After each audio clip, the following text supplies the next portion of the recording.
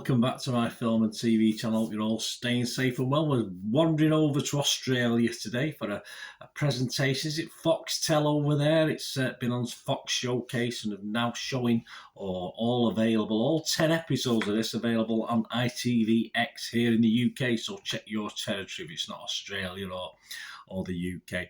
Yeah, we're going to have a look at something called The 12 today. Please, if you are new to the channel, push that subscribe button. It'd be great to have you on board. I've just, what do we say, smashed, don't we? All right, I've just crawled through 2,900 subscribers. So hopefully now I'm on my way to 3,000. So if you can help me towards that target, spread the word. I'll be very grateful if you push all those buttons. And if you are pushing buttons, and give us that, press that like button, that little thumbs up button on for this little vlog as well. That'd be great. I'm trying to, only a small target, trying to get at least 15 likes. So if you can help me towards that on this TV drama review, I'd be very grateful. We do film reviews, of course, information, vlogs, lots of different things, even the odd quiz thrown in as well. So glad to have you on board. Right, The 12, yes, 10 episodes by about 50 minutes-ish, episodes. As I say, it's an Australian television crime drama thriller. That's what they classed it as on Fox Showcase and Itvx. A series produced by Ian Colley, Rob Gibson and Ali Henville, with executive producers Michael Brooks and Hamish Lewis and Liz Watts. Yeah, so Uncle Tom Copley as well. As at the 16th of March 2023, as with most of these TV dramas, there's not a big raft of critics reviews, so we've just got the sort of public. We've got the Rotten Tomatoes audience, no breakdown of this, but the Rotten Tomato audience liked it, 78%, so that's not bad, that's positivity. So 78 people out of 100 were happy with it, which is fair enough. Doesn't say it was brilliant, just saying they were happy with it. If you go over to Internet Movie Database, just over 1,000 scores have been left in reviews. Yeah, a bit of a mix, and a bit of a, well, not a bad score actually, 6.7 out of 10. There's a few 10 out of 10s, but nothing too skewed to make the score too much higher than it should be. So not a bad score, 6.7 out of 10, but just over 1,000 reviews. What's it about? Well, The 12 was based on the 2019 Belgian series, De 12th. I think it's called De 12th. I think 12th is obviously 12 in Belgique, or whichever language it is. It was created by Sanne Nuyens and Bert Van Dale, and it follows the story of Kate Lawson, who is on trial for the alleged murder of her niece, and how the 12 jurors bring their personal lives and prejudices to the courtroom. Yes, it doesn't show Australia in the most fantastic light, this, in fairness. We'll talk about that later. It stars, amongst others, there's many in this, perhaps too many. We've certainly got the 12 jurors, although it does sort of show backstory and stories for some of them, but it doesn't overdo it by including stuff for all 12 of them. I think that certainly would have been more than 10 episodes, and whether it had been any more interesting than what we get is a matter of conjecture. Stars Kate Mulvaney as Kate Lawson, Sam Neill as Brett Colby, Marta Dusseldorp as Lucy Bloom, Brendan Cowell as Gary Thorne, Brooke Satchwell as Georgina Merrick, Hazem Shamas as Farah Jessim, and Pallavi Sharda as Corey D'Souza.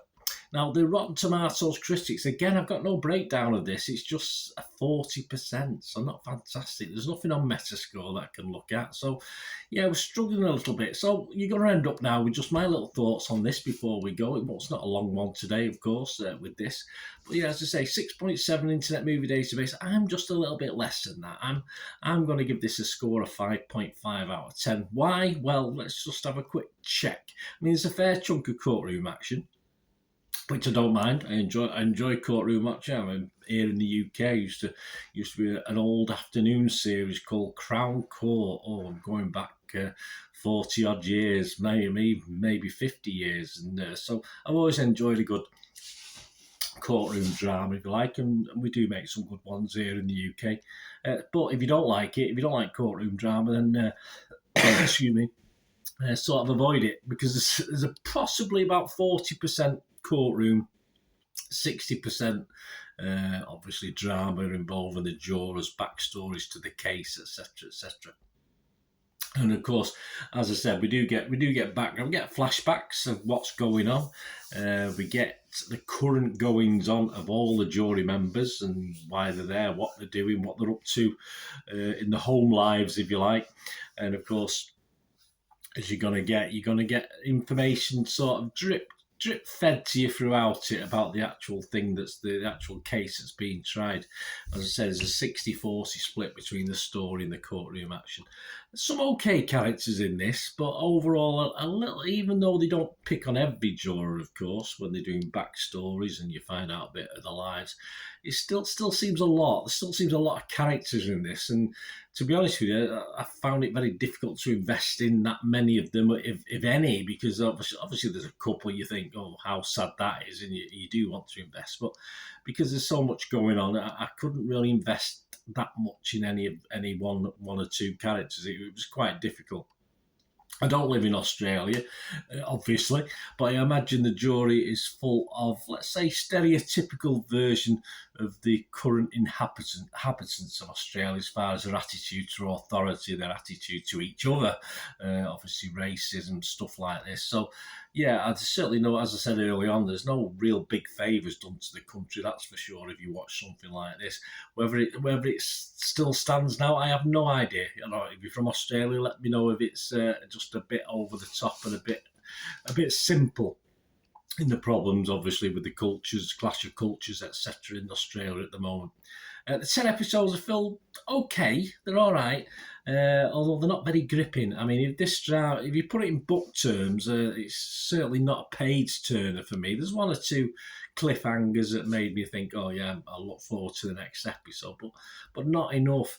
And of course, there's a lot of positivity seemingly from Australia about the series. The acting talent is generally okay to good, that's fine. But for me, 10 episodes is probably 2 or 3, perhaps 4 episodes too long for what we get.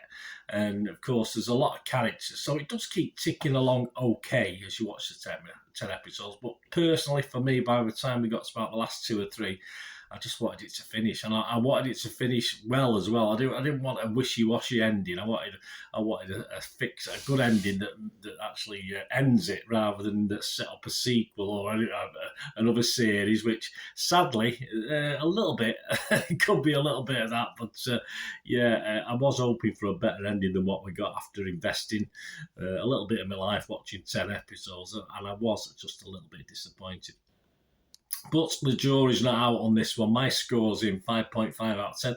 And how I can break that down, actually, I probably scored the first 4 or 5 episodes between 6 and 6.5. I actually did some of this review when I'd watched the first half of the series. And it was hovering at 6 to 6.5 out of 10. But then, as I said, by the last 2-3 episodes, I just wanted it to end. I just wanted a conclusion. So I'd only score perhaps the latter half of the series, say 5 out of 10. So that's where I get my 5.5 out of 10 from. Say it started okay, 6 to 6.5, as in the Internet Movie Database score. But I found certainly the last third.